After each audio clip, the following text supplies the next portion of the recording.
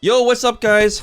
Haps, Mir, and we're back. We want to discuss some wish list stuff for Street Fighter 6 because we're super excited for Season 3. It's coming right around the corner next month. Besides talk about the characters, of course, I think the main thing that I'm really anticipating is the system changes. So we're going to go through a bunch of the system stuff, what our current thoughts on it, if we want any changes for it.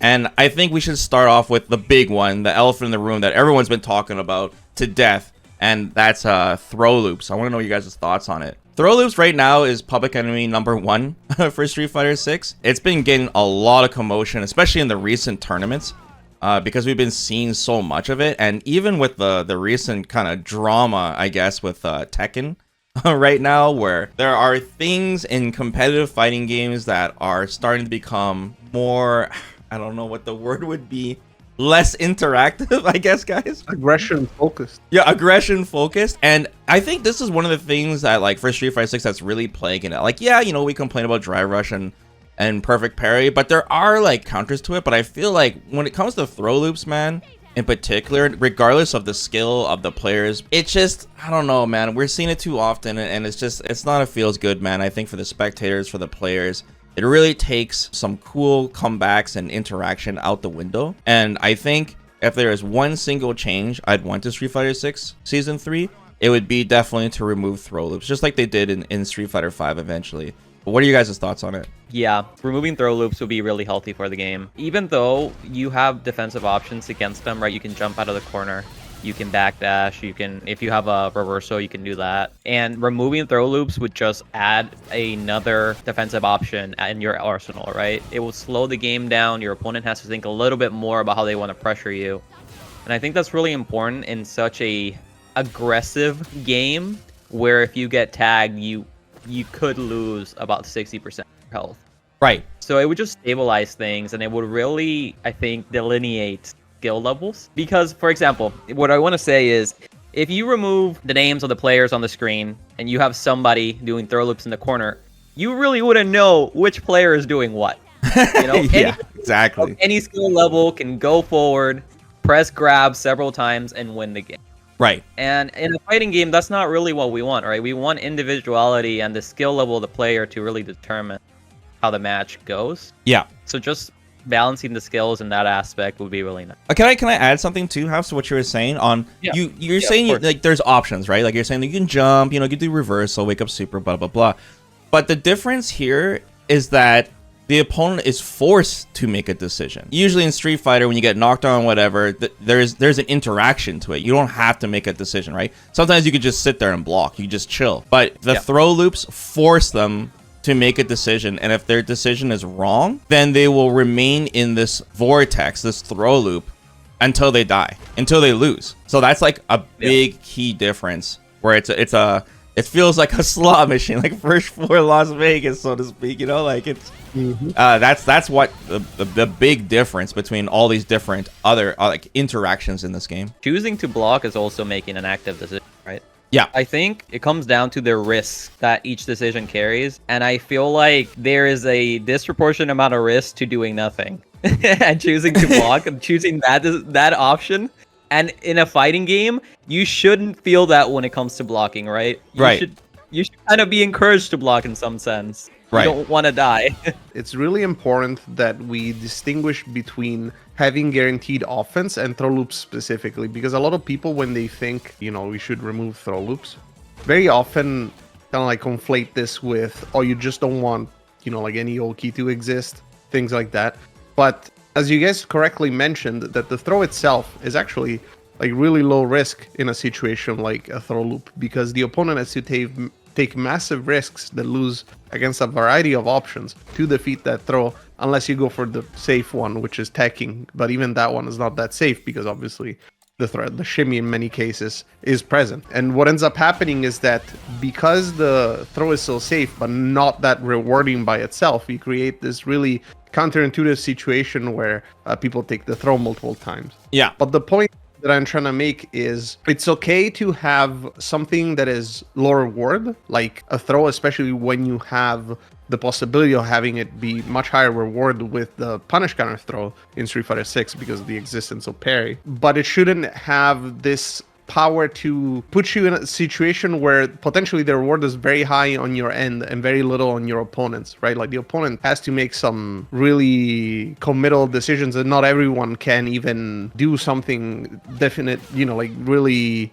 guaranteed about a throw loop, right? Like a character like Zengi, for example, if they backdash a throw after a throw loop, they don't get anything. So it's fundamental that it is adjusted because by virtue of the fact that the throw is such low risk in a game like Street Fighter 6, when you're doing it on offense, that is. That's the first issue for sure that needs to be addressed for these reasons. But the second one is, regardless of whether or not throw loops are balanced right now in how the game is, because they counter the existence of perfect parry and all that jazz, right? Like they're there to make sure that the math works out. Yeah. It's just something that people don't like. People don't like looking at it. People don't like interacting with it when they're playing. Yeah. And honestly, they don't look very interesting either. Like when you are thinking about a match, as we were saying before, it doesn't really show really any player expression or character expression. Like the execution required is really, really low. So it would be best for the game, just as publicity, to take them away. Even if it would end up creating a product that might be a little bit more unbalanced, because now they have to figure out a way of how do we create a game that is balanced without throw loops, right? They have to redo all of the math, and obviously there's a lot going on there. But it would just be such morale boost for everyone involved, because everyone's been talking about throw loops, and then it's been escalating, bro. It's been getting higher and higher. You get clips on Twitter of the best players in the world being tossed like a salad 18 times, and then it's like it's just ridiculous. Like you would expect that people that are that good wouldn't have to deal with that situation, because it makes them look like, to the untrained eye, it makes them look like they don't know how to play the game. Right. But obviously that's not at all what's happening. No, right. There's also like some balancing issues with it. Like you mentioned, like Zangief, when he backdashes, like he could technically SPD, but it's not real, right? Like, because he's minus because of the different backdash speeds. But there are characters, like the way there are certain top tier characters that pros are using to give them that extra option. So like doing wake up instant air legs, or wake up dive kick with Jury or Cammy, or wake up double jump with Rashid, wake up Blanca ball. There are certain extra options that pros are using that's really good. But when those same pros are using characters that don't have those extra options or reversals, a perfect example, dude, is the end of Street Fighter League finals, where Punk was using Cammy, and then he was playing against Kawano, and then Punk switched to Kimberly at the end, and when he did, Kawano throw looped him like 6 times in a row, 2 different rounds. The skill obviously didn't change because it's still Punk, but the difference is that Kimberly is a character that doesn't have a reversal, and she doesn't have like a wake up dive kick. So it's like, once you have a character that has less options, it just shows you how insane throw loops are regardless of the player's skill. It's like, it was such an eye-opener seeing that, right?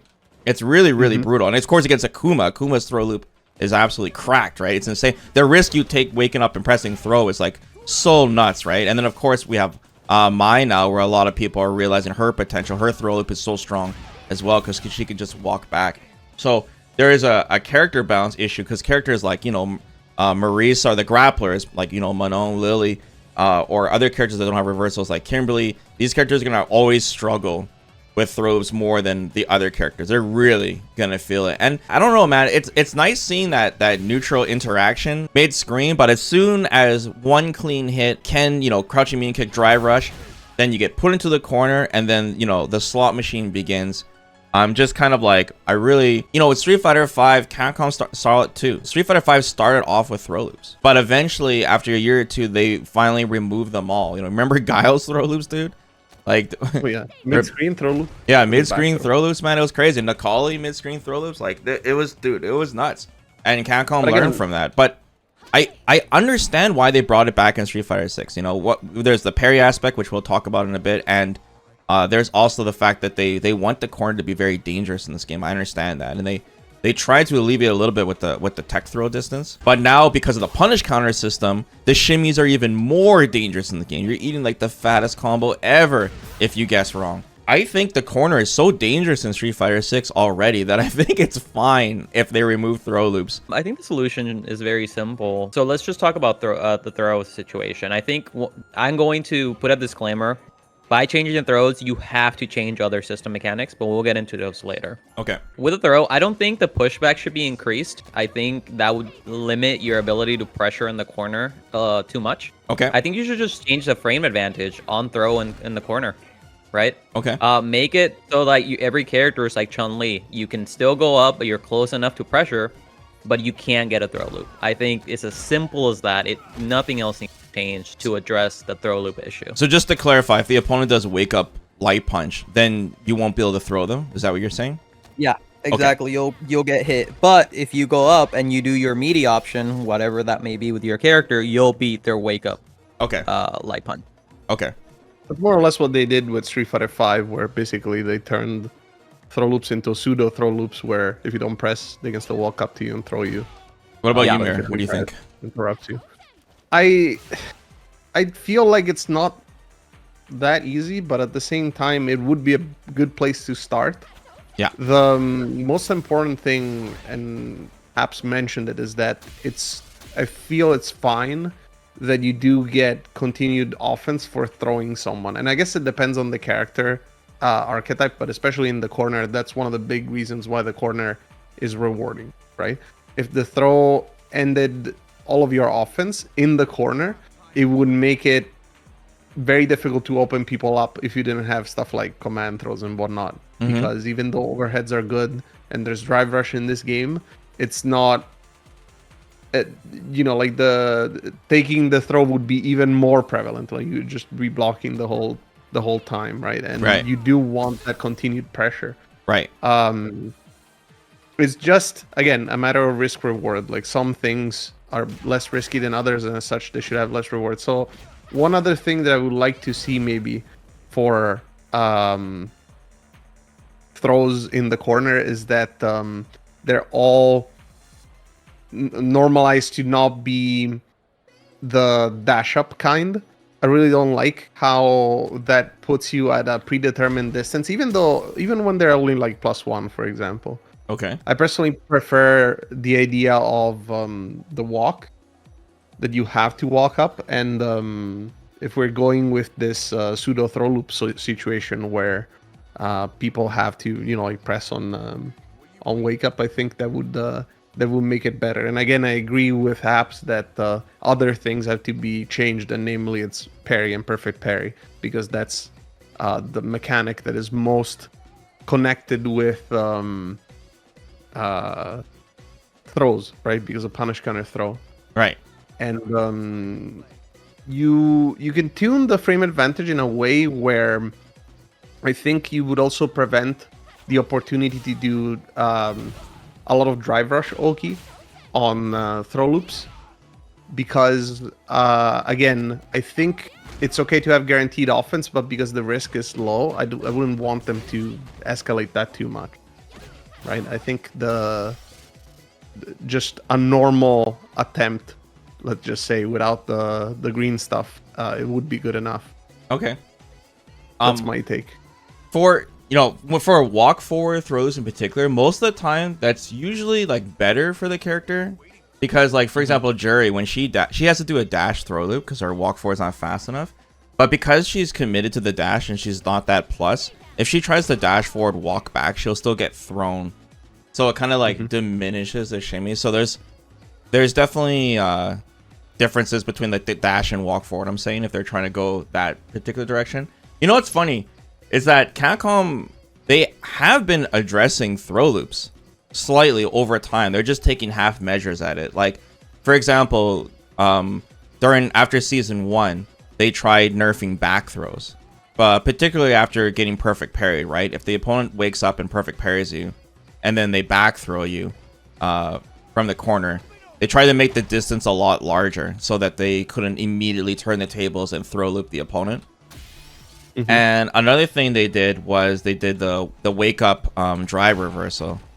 The wake up drive reversal is also a half measure that Capcom has taken to stop or give another option across every single character to deal with throw loops. The problem with that is that first off, the perfect parry back throw, it's still good because you got them in the corner, and you can always drive rush after them too after you back throw them. And for the wake up drive reversal, the problem with that is that the shimmy still beats that option, and you're still going to eat a full punish counter combo for it. You don't take as much damage as doing a reversal, but you're still going to eat a full punish that leads you back into the throw loop anyways, if you do wake up drive reversal. And then finally, they added some distance, like we were talking about, with some characters like Ken, off the top of my head. I don't remember the other ones, guys, but Ken was definitely one of them. But he still gets his throw loops. They're just not, quote-unquote, as strong as they were back in Season 1. So now at this point, after an entire year of Street Fighter 6, Capcom's like, okay, we've tried a few ways to get around it without directly nerfing throw loops. What are they going to do now, right? Are they going to go all the way? Or are they still going to try to tiptoe around it? You know, like, I see the chat mention, oh, make backdashes stronger so that if you backdash a throw, maybe everyone gets a full punish, you know? Like, for me, I kind of feel like, man, let's just nip it in the bud. Let's just go directly head on at it, the root of the problem, and just remove it entirely. Because there's another thing that can happen. Let's say Capcom adds more distance after a forward throw across the board on every character. I'm sure some characters are still going to have dry rush throw loop because of that, because of the difference. Like, look at DJ. Doesn't matter how far DJ is. Like, what if he throws you half screen, bro? He's going to be able to dry rush throw loop you still. He's so insanely plus after his throw. So dry rush will still... Like, how do you guys feel about dry rush throw loops? You guys think that's okay if you spend meter to do it? That's what I was hinting at before. The only way for everyone to have a throw loop is drive rush. Then you could make an argument for that, but overall I think that because the drive rush throw loop implies they can also do a drive rush light and, you know, get a hit if they take a throw. Yeah. Immediately, then it could potentially be too much reward, in my opinion. I'd rather have drive rush not be involved at all. Okay. So, like, I guess in my opinion, you would have to shorten the distance in the corner so that it's just a walk up throw loop, right? But it's not plus enough for you to do a drive rush throw loop. Yeah. So it would have to be actually really quick, you know, because of the timings involved. This is assuming that they don't do anything particular to, you know, drive rush how long it takes to come out and stuff. That could also be. Or at least, if you really want some characters to still have drive rush throw loops, it has to be very unsafe to commit to it if the opponent has a reversal of some kind. They'll be guaranteed. You know how often you can do drive rush, crouching light punch, and then some character has a slow reversal. Yeah. You're still able to block, that sort of thing. I don't think that should be in if you decide to keep them. But overall, I would There should be like no not mix, have you're them. saying. Like, it's like if they do it, they're fully committed to doing it. Yeah, exactly. And then you on defense actually have to react, of course, because you still have to do it. So there's a risk reward there. But I personally not very fond of drive rush on wake up, and I play or as in a throw loop implementation. And I say that as a person who plays Guile, whose drive rush is, or sorry, whose throw loops are all drive rushes. So Right. I know exactly how that feels. What do you think, Has? Do you care about drive rush throw loops? I think, honestly, the worst case scenario for me would be everybody gets a walk-up throw loop, given how strong it is in terms of the ability to shimmy. Yeah. I think for most characters that drive rush to throw loop, they do open themselves up to get a reversal or drive reversaled, right? So whenever you see the green, I think the opponent on defense has a better idea of what he can do. It's less ambiguous. So I am completely fine with just having either removing them completely, like I said before, or if Capcom doesn't want to do that, either making them all dash up where the opponent has to commit to throw or strike and they can be open to a reversal, or making them all require drive rush. Because then it just balances out the risk reward a little bit. Yeah. But ideally for me, just take them all out. You know, the game will be okay. It will stabilize a little bit more. It's fine. Okay. Okay.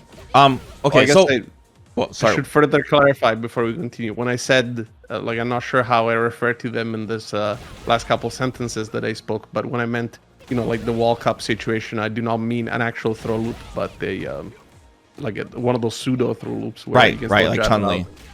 Yeah. Right. It's important that we say that because I'm not sure how I addressed it. Precisely. Yeah, that's fine. So I wanna point out some things that I'm seeing a lot of comments of people afraid if they remove throw loops, and some solutions that people are saying that there could be some repercussions for it. So the first thing is that a lot of people feel that the reason there's throw loops in the game is because of how strong Parry would be if there weren't. So people are really afraid that Parry would be too OP in the corner if they removed it. So Capcom actually already addressed this in Season 1. They nerfed Parry by adding much more recovery frames to the character. And they also made it so the throw hurt box is extended. So if the opponent does wake up and does a parry, you would be able to, even if you're really far away, you would still have more than enough time to see them tap the parry and then throw them from a really huge distance. So I don't think that's a concern anymore, guys. In Season 1, it would have been a concern, but after Capcom nerfed Parry, I think it's fine. Like, you can see how far I'm throwing Ken. So I don't think that's going to be a problem. And they might even nerf Parry even more after this season as well. So another thing is I'm seeing people say that, oh, well, maybe they should make it so that the character are throw invincible on wake up. So a lot of other fighting games are like that, including City of the Wolves that just came out. If you neutralize your character is throw invincible. I don't think Capcom's going to go in that direction because they're already showing that they don't like the idea of certain characters, like Zangief, for example, with his jump cancel SPD. So he's basically throw invincible and he does SPD on you. They removed that. And that was like a legacy thing for a long time. This existed in many other Street Fighters. So that tells me that Capcom doesn't want that, the throw invincibility. Another thing too, if you make characters throw invincible and wake up, that might cause problems where like there will be an option select where people will wake up parry into drive rush. So they will option select the meaty with parry, and then they will drive rush forward if the opponent throws, so they don't take the punish counter damage. So I think that would be an issue if you added throw invincibility too. So I think the best solution is what Mirror and Haps are saying, is that you simply create pseudo throw loops, whether you have to walk forward or you dash forward, but the opponent will always be able to do a wake up light punch and beat you if you decide to do a throw, because you're not plus enough. So here's another thing I really want to like hammer home here for people to understand, is that even though a character like Chun-Li does not have throw loops in this game, Chun-Li and Honda are the only ones, you still see people get throw looped by Chun-Li. That's because even if it's not real, it's still an option in Street Fighter, right? The opponent can't react to everything you're doing. So even if Capcom listens to us, guys, and you guys actually like throw loops, you're still gonna see players get thrown 6 times in a row, even if it's not real, because that is just part of fighting games and Street Fighter. And even if they have that extra option, it's still gonna happen. So don't be afraid if they remove throw loops. You're still gonna see players get throw looped. It's just that it's just not real. Like, there is an option for them to stop it, and there is going to be that interaction. So I just really want to make hammer home that point, that it's still going to be there, especially when it's like, if they do it really pseudo, where it's like it's hard to tell, you know, like if the character's walking forward and throwing you like Chun-Li, because her forward walk speed is so damn fast. You know what I'm saying? Well, another thing that's worth mentioning is that all of these things that we're saying are based on our current knowledge of the game as is right now. So, like, for example, if Capcom next season decides to add, like a V-shift sort of mechanic, or backwards drive rush or something, that is the intended counter for throw loops, then obviously that would change everything. But we don't know that if it does exist or not. Right. So, they could go at it in a completely different way that we're just not accounting for, because, well, I mean, it's unrealistic for us to just look into everything that they could potentially do. So we're finding a solution for the game as is right now. Right. And once again, just because they add more distance, it doesn't mean characters like people are afraid that JP and Guile and Dawson will become too strong because you can't throw loop them anymore, right? But you still have drive rush in this game, guys. Like, you still will be able to meaty and pressure them when they're getting up. Like, I don't think that's going to be a problem. I still think zoners are going to get mauled in the corner. It's just like, we won't be seeing this throw loop thing all the time. You'll still the corner is so dangerous in Street Fighter 6, guys. Just because of drive rush and DI alone, you know, it's so scary. So you still have all those interactions we know from, like, you know, Street Fighter 5 or whatever. It'll still be there. It's just that they have one additional option, and that is simply to wake up an attack to beat a throw. It will help so much with the flow of this game, I feel. Any final thoughts on throw loops, guys? Otherwise, we're gonna move on here to the next topic. That's it. Not from me. Not from me. Yeah. We're good. Okay. No, yeah, I think that's it. All right, cool. Yeah, but if you guys have any suggestions for throw loop stuff, let us know in the comments below. I'm seeing the chat mention that punish counter throws should have one throw loop situation. I mean, that'd be all right, as long as it's not looping on forever, like I said. The next thing is, next topic, drive rush, bro. Here we go again, guys. It's been 2 years. Maybe more than 2 years if you count the beta test. So we've been talking about drive rush for a really long time, and my stance on it is still the same. I still feel like, and we've had so much discussion on solutions for drive rush. Specifically, I want to go after drive rush lights and helping normalize checking drive rushes. I still think that if I know my opponent's going to drive rush and I see them turn green and I'm ready for it, I think I should be able to stop them almost every single time. I still have that belief. So I think, as we talked about before many years, I still think they should add the punish counter state to drive rush. So if I check someone's drive rush, I'll be able to punish counter them on hit. That'll add a significant more reward and risk for the opponent just throwing it out. And another thing that will do, it will allow harder hitting combos because it's a punish counter state, and it will also drain their drive meter more because it's a punish counter state. So we'll be able to go lights into heavies, for example, with characters and punish them really hard. So I can go, like, I don't know, crouching light punch into a heavy punch with Mai, for example, or whatever your character is. Wait, is she plus 10 on this thing? And the other common solution, I think it was only plus 8. The other common solution is the extended hurt box.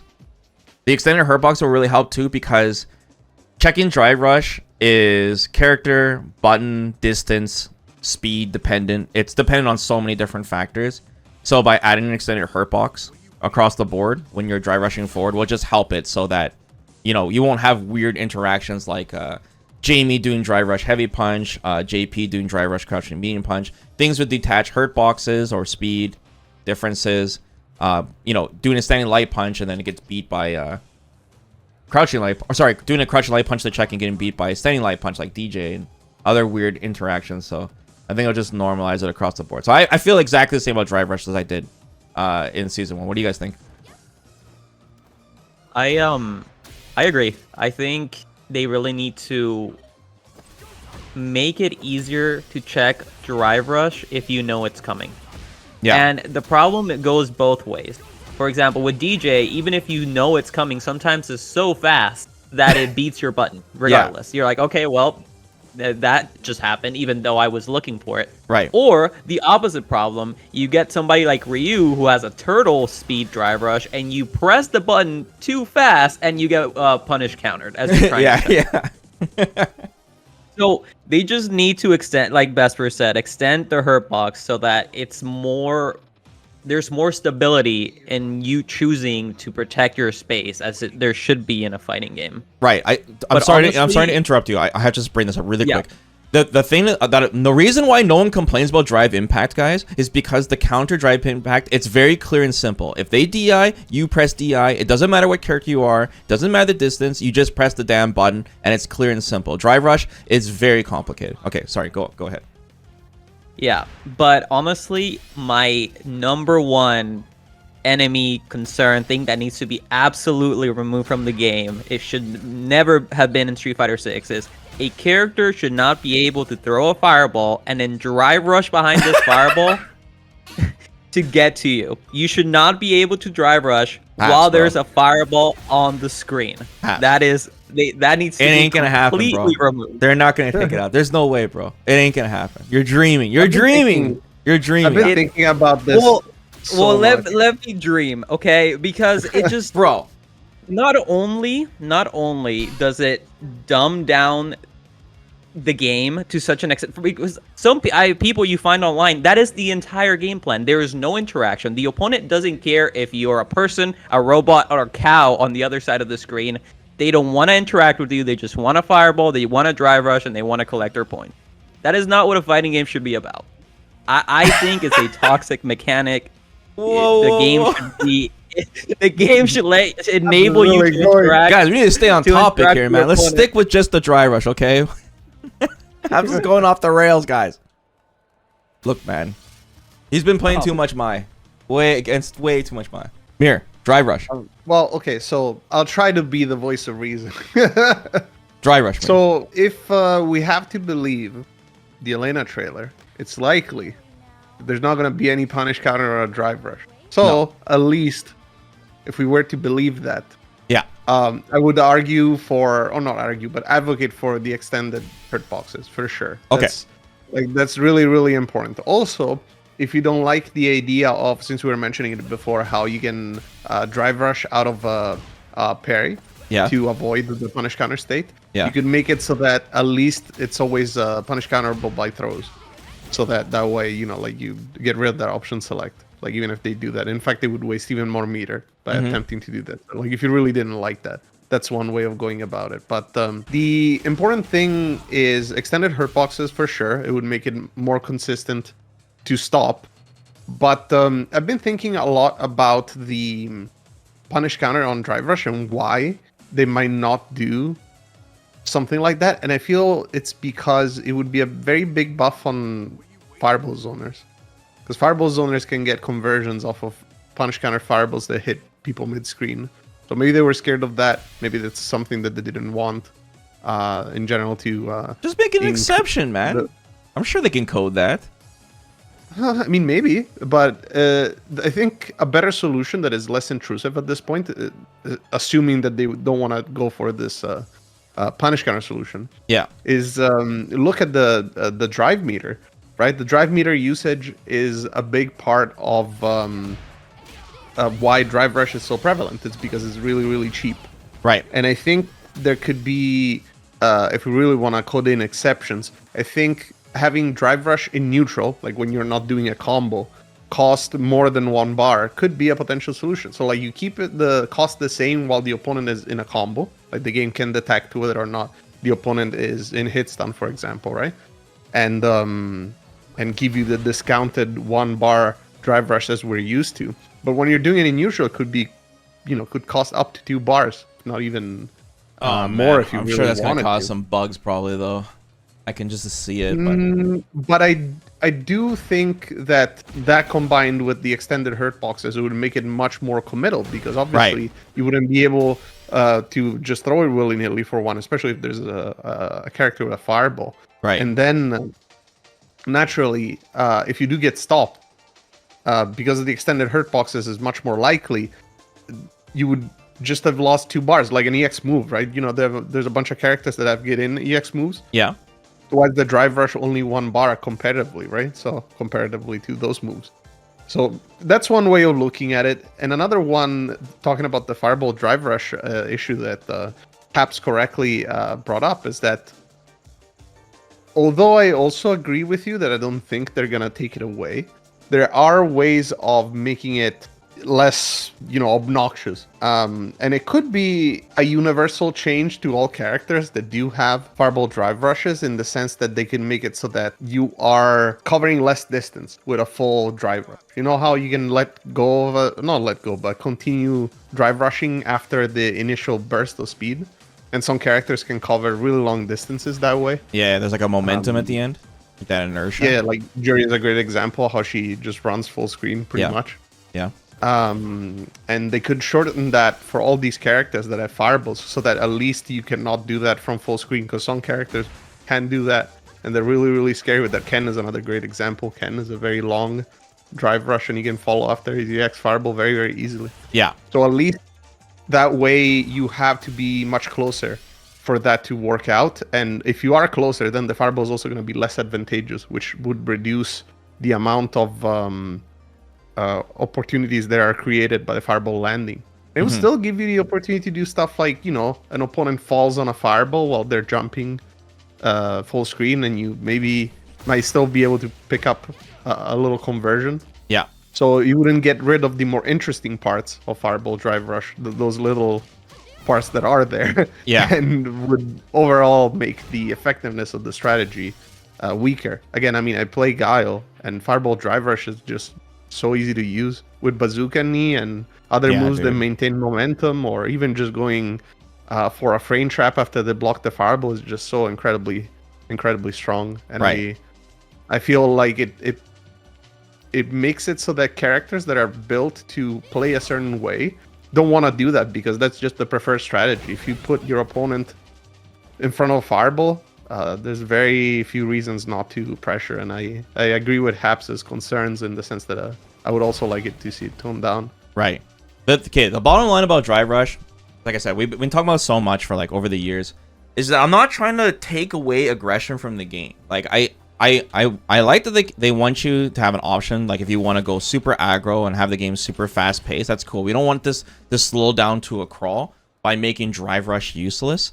I just want there to be an option if my opponent is mindlessly just non-stop drive rushing at me and doing like cancel into Dragon Lash Kick or cancel into DJ Sway or Luke Suppressor and just constantly drive rush jab. It's just so powerful. It's so cheap, and it's really difficult to stop depending on what character you use and knowing the distance and all of that. I just want it to be a lot more clear on how to stop it across the cast. That's all. Like I still think, you know, you should be able to drive rush at your opponent if you want aggression. I think that's totally cool, but right now it's still so swayed in on offense, especially with like how plus you are on drive rush in general. As for Drive Rush Fireball, man, I don't think Capcom's gonna remove it, bro. Like we got characters like Mai who are completely designed around it, and Aki, and I don't know, but yeah, maybe toning it down a bit, like with your solution, Mir, on the Drive Rush itself, might be one thing. Capcom, they really want you to perfect parry the fireballs too, to stop the fireball Drive Rush. So if they have to do it closer, it'll make it a lot more punishable too. So I guess you can make it perfect parrying fireballs easier as well. That's another solution. they did too. Like with the perfect parry changes, they did change that as well. So maybe they might go after it even more. So yeah, because like it's, you know, of course it's really difficult to perfect parry like Guile's slow sonic booms in between, so you don't know what speed he's gonna use. But yeah, I don't think they're gonna change it, so I'm not really gonna talk about the fireball Drive Rush, but we'll see. The main thing is the raw Drive Rush for me. Any last thoughts, Haps? We good? I think Mir's idea, I actually quite like it the more I think about it. Okay. If they are unwilling to really reduce the Unga, just making it cost more and enlarging the hurt box seems fair to me, right? It will eventually, people will adjust and play a little slower and think more about what they're doing, which is what I want for the game. Yeah, that's what I was saying too. Sorry, people were like, well, then how is Guile supposed to pressure? I'm like, dude, how did he pressure before in the other Street Fighters, dude? He threw slow Sonic Boom and walked forward, man. He's also a zoner, so like it's not like he's supposed How to did we pressure play every- Street Fighter before we turned green, guys? How did we do it? How did we approach? We turned No. yellow instead. Yeah, don't worry, guys. If they like nerf Drive Rush like by the punish counter or the distance or whatever, it will still be used, guys. The game will still be aggressive. We're just, like I said, tiny little nudges, so it's a lot too crazy. Because especially with characters that don't have fast Drive Rushes, man. It's just kind of brutal right now. Okay, next mechanic, Drive Reversal. So Drive Reversal, this kind of ties in with Drive Rush for me. Honestly, I like the changes they did with Drive Reversal, where they added as a wake-up option, and as a wake-up option, it's a little faster. I think it's 2 frames faster. And they made it a little bit less minus, right? It was like -6 now. I don't think Drive Reversal should be too strong once again, because it will really slow down the pace of the game. I actually want the game to stay at the pacing it's at. But I think that Drive Reversal should be sped up just a little bit more. Maybe another 2 frames. Without wake up Drive Reversal. The main reason that I want the buff Drive Reversal is to stop crouching minion kick Drive Rush on block, basically. So the situation right now is you'll have a Shoto or someone walk up to you, and you know they're gonna do crouching minion kick Drive Rush, and it's really hard to get out of that distance because, you know, walking forward is faster than walking back. So even if you're like, you see it coming, you're gonna have to hold that eventually and block it, right? And then even if you successfully block it, the opponent gets a free guess on you because they can go crouch immune kick, drive rush, light, and then their plus, and then they get a free guess, right? Throw, shimmy, right? Or strike. So I think that if I know my opponent 100% is going to do this, I should be able to drive reversal him. I think I should be able to spend 2 bars against their 3 to get them off me so I don't have to guess. Now, you can do that right now, but you have to be absolutely, like, you got to react in advance. Yeah, you have to know in advance, basically. Like, I usually do it when the opponent is in the corner, because I know they're going to try to drive rush to get out on me, so that's usually when I do it. But if the opponent doesn't do it, you know, if they just drive rush block, and you're like 1 frame off, bro, you're going to get sent to the next dimension. Because it's too slow. It's too slow. You have to, like Mir said, anticipate. You got to be on point. So I think just by speeding it up just by 1 frame or 2, so that I can react to the green and know and then do it, I think that is just enough for a drive reversal for me. And I think that'd be fine. Just to, like, once again, stop the slot machine, the common slot machine interactions too much. I don't know. What do you guys think? I think, yeah, exactly. That's 100% what I want them to do. You're still spending 2 bars, man. That's a lot. Yeah, it's a lot. Yeah, for sure. And if the opponent is playing well and chipping your drive gauge before doing that, then they should still put you in a position where you have to really think about whether or not you want to do it. Yeah. So it wouldn't completely shut down offense. It would just make the aggressor think a little bit harder about when they want to do the drive rush cancel. Yeah, so that's really nice. Dude, it's massive low risk, high reward. Like, if they hit you, you're in the corner and it's throw loop city. If they block, they can still throw you. You know what I mean? Like, you're still in the mix. Yeah. Like, it's so good. And you can't, like, just stay out of that crouch immune kick range all the time. It's really hard to get characters like Cammy or Jury, you know, Ken, like, these characters' movement speed, it's just not gonna happen, man. So that on top of the fireball drive rush, man, there's just so many difficult situations that, like I said, it's not free. I'm saying to spend 2 bars. That's a lot. That's a lot, man. And it's not like it's doing damage. I mean, it does great damage to them, but, you know. What do you think, Mir? Yeah, I am definitely okay with that solution. That's one of the possible ones. Yeah. Another way that they could do it, and that would be sort of a buff and nerf on both sides, would be to slow down the speed of the cancel, not the speed of the cancel rather, but the visually the speed of the drive rush cancel on block, so that you would have more time to react. However, that would make it also easier to confirm if you were the attacker. So that way you kind of would maintain a similar status quo, if you will, but it would also be less intensive on skill defensively as well. Okay. So it depends how much Capcom wants drive rush to be worse on block, because like if they wanted it to be just about the same, I think that would be a good not intermediate, but like in between solution where both parties are buffed basically, but it creates a more predictable situation when it's less prone to, you know, like you did a couple frames too late and your boned sort of thing. Okay. Or you could just go with the faster drive reversal so that it's more reliable, like you said. Okay. But it probably would only have to be for the block drive reversal, because I think at that point it would have to be a similar speed to the wake up drive reversal. I don't think they should speed that up even more, especially because there's some characters that have no reversals that are reliant on that drive reversal. If you made it too good, then it would start becoming, since the risk is relatively low at -6, it could become really powerful, especially in a situation with no throw loops, because we expect that to be also implemented, right? It'd be quite strong for some of the weaker defensive characters, or characters that have weaker defensive options, rather. Right. So yeah, I mean, you either make the cancel slower, as in visually to react faster, or you make the drive reversal faster to just buff the defense. Okay. Next one, drive impact. I think it's perfectly balanced. I think it's fine. Moving on. Anything else about drive impact? Nope. I think DI is agree with completely that. fine. Yeah, I think it's perfectly balanced. Yeah, I really like drive impact. There's one thing that if you really wanted to nitpick is that setup where you whiff the DI and people That's flinch. sick though. though, the fake DI. No, don't take that out. Come on, people Mir. should know their distance. Bro, when you they're play reacting Guile. to You should DI. love that setup.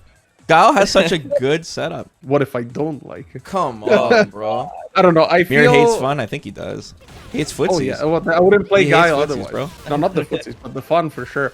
But no, there's some. I don't like it. I don't know. I Come think on, dude. Fake DI is chemo, bro. Aside from that, DI is, yeah, I agree. It actually is perfect. It's really funny because some people, unfortunately, feel gate capped by DI, or how it's just at that speed where, you know, if you have slower reactions, you might have trouble with it. But I feel it's more about trying to compartmentalize your thought process in the game and be aware of DI when it really matters. Like, it's not that bad if you block it mid-screen, you know what I mean? Mm-hmm. And there's a lot of people that don't consider that as a valid option, and they just see it as something that is unstoppable. And I feel there's just so much counterplay. It's been implemented very, very well. I think they thought of it fairly early in development, and I believe it shows. It's just a reaction check. Yeah, it's a reaction anticipation awareness thing.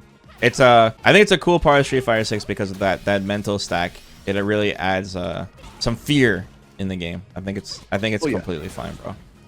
And it's good for new players too to jump in and do something really powerful to kind of get off me attack. So, okay, next one. Ooh, perfect parry. Damn.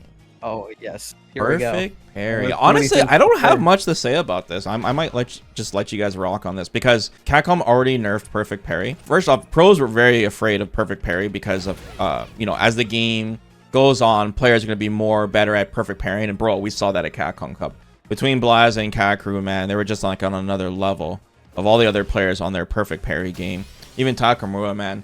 So perfect parry is just really, really powerful, and Capcom is trying to make it a higher risk option. Capcom doesn't like the idea, and I mean, I don't like the idea either, of fishing for parries. So like you have two players in neutral and they just go like this, just randomly, right? And I don't like the idea of the option select of like when the opponent knocks you down, you get up and then you go, you know, parry drive rush.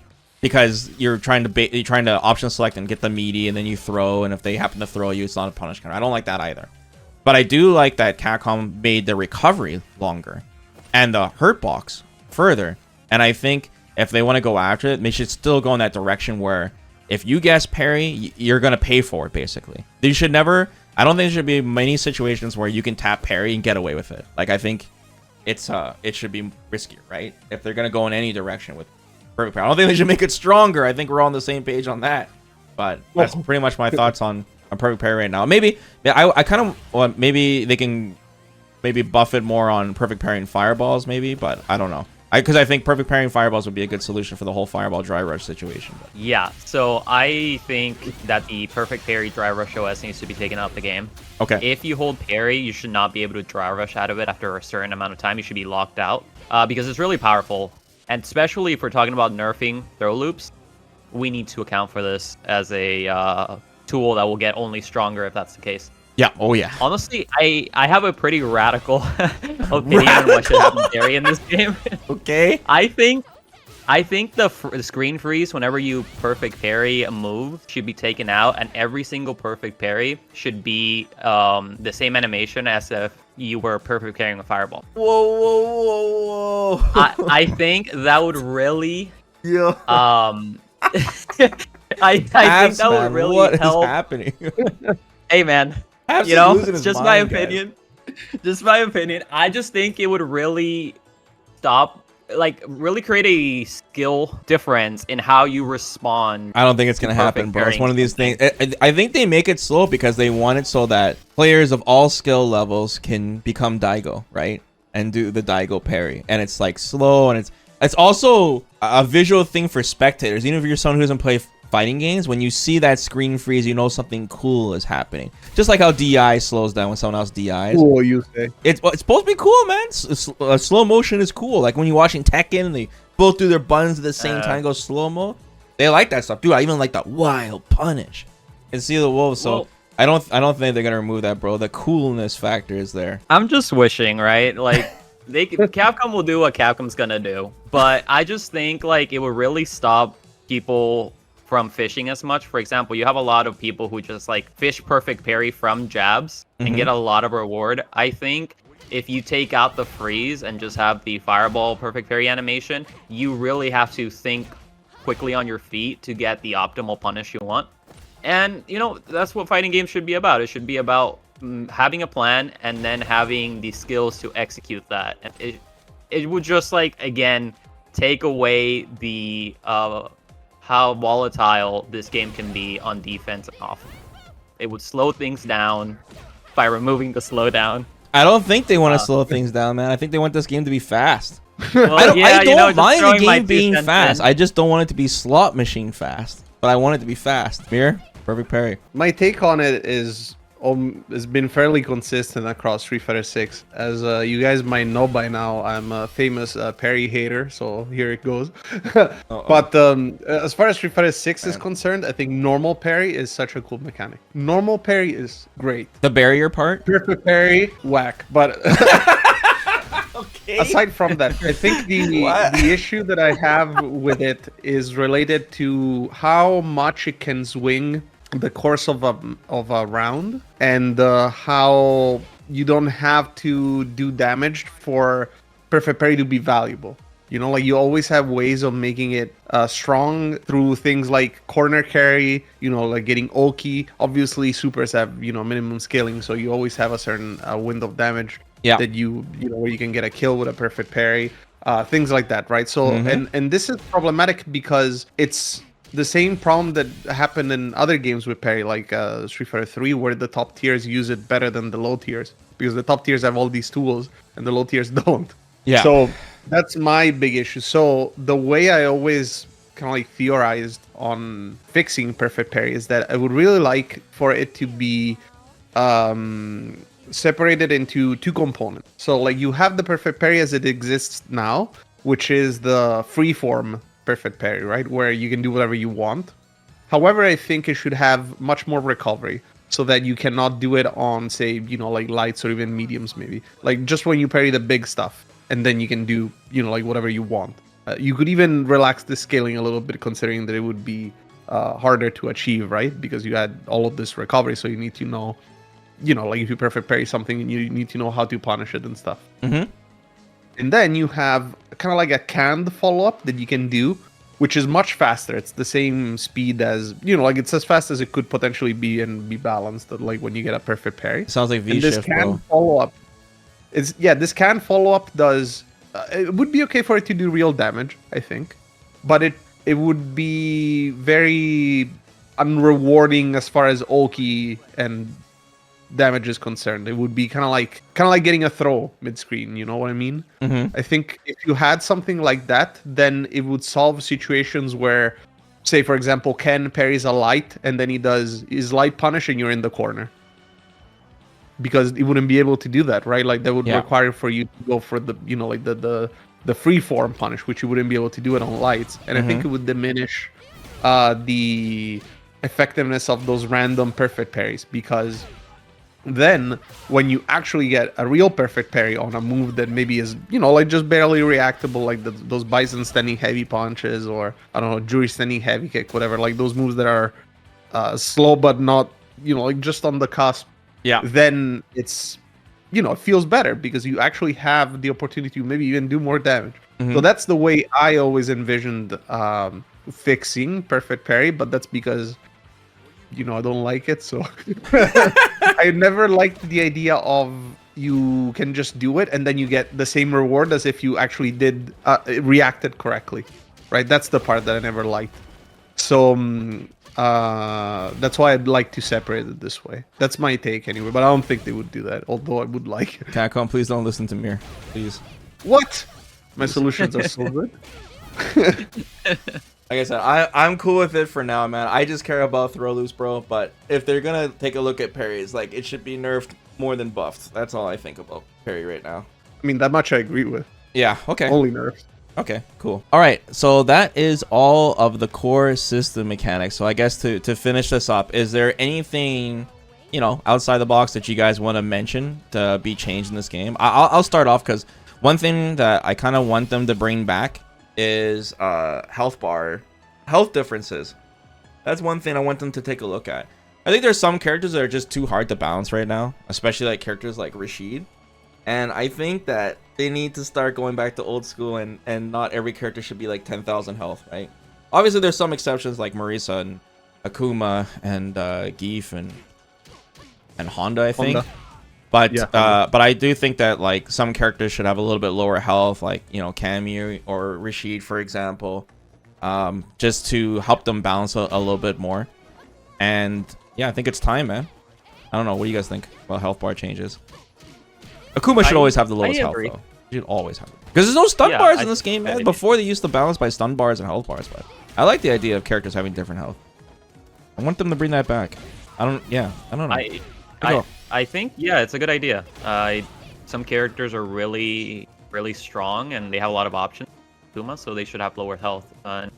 Characters like Cammy, who are really rushed down, should feel a little bit weaker in the health department. Character like Zangief or Maurice. Give Ryu a little bit more health too, just a tiny bit. Oh, all right. Let's relax. Just a tiny bit. Honestly, what I really want is for the meter gain in this game to be a little slower. There's no reason why Rashid should be getting 2 to 3, maybe not 3.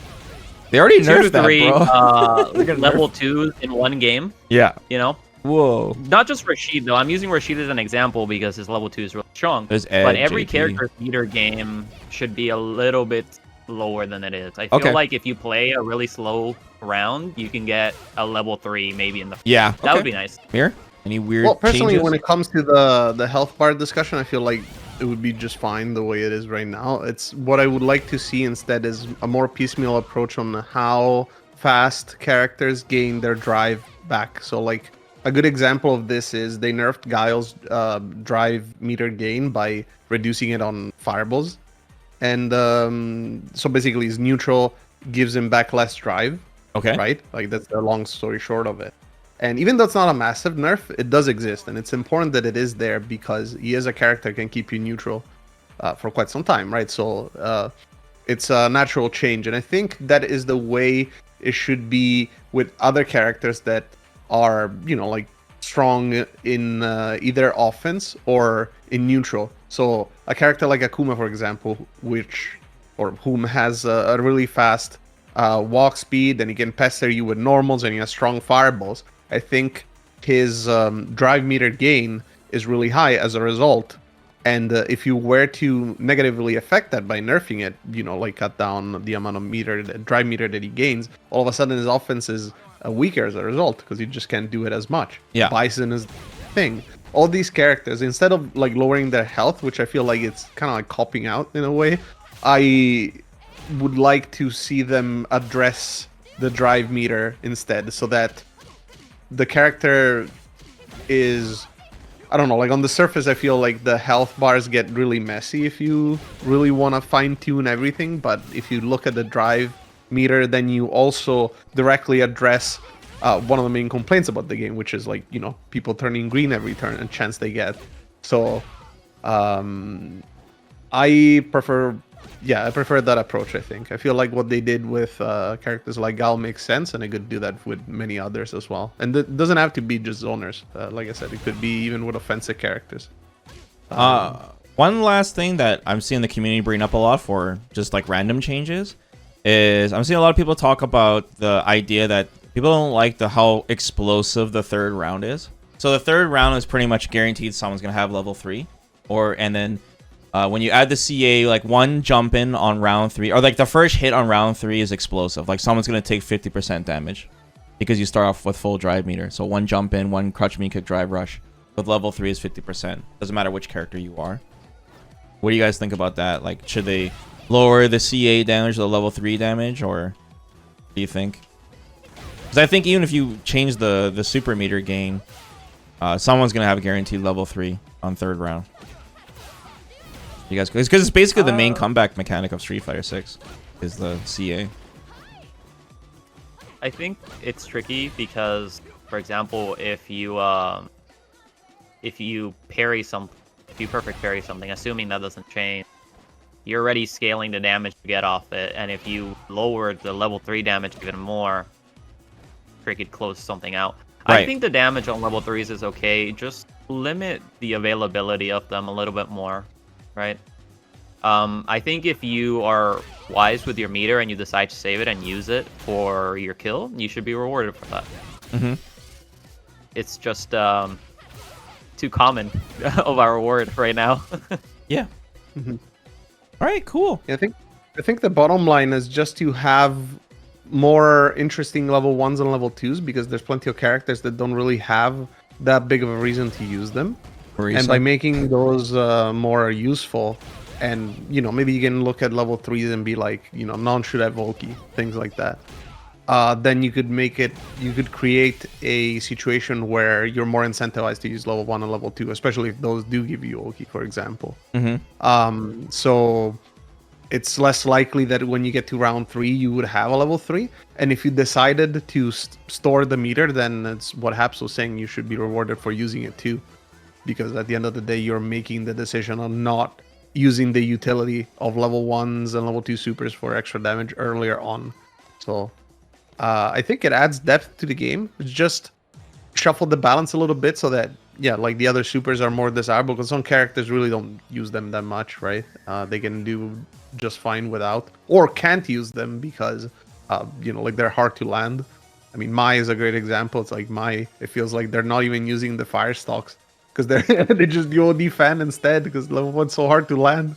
So, it's obviously a loss in interesting character design. So I'd rather see those supers used more, because they're just like cooler, more interesting, and more effective to. They're working on the level utilize. ones, like I said, with Mai, and then Elena's level 1 juggle state, so that's cool. They're looking at the other supers.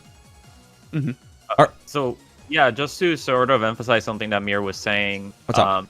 If we nerf the level 3 damage, that's just going to propel characters like Speed, Ed, and JP to higher heights, right? Yeah. Because they're not really focused on using level 3 in the first place. Right. So that creates that disparity as well. Yeah. So, okay, to summarize this, the bottom line in here is I want to remove throw loops, House wants to remove Fireball Drive Rush, and Mir wants to remove Perfect Parry, right? That's the gist of it? That's right. That's pretty much what we want. You got that perfectly. That is pretty much our final thoughts on it. Honestly, guys, I'm not even joking. If the only thing they change is remove throw loops, I will be so happy, dude. I'll love it.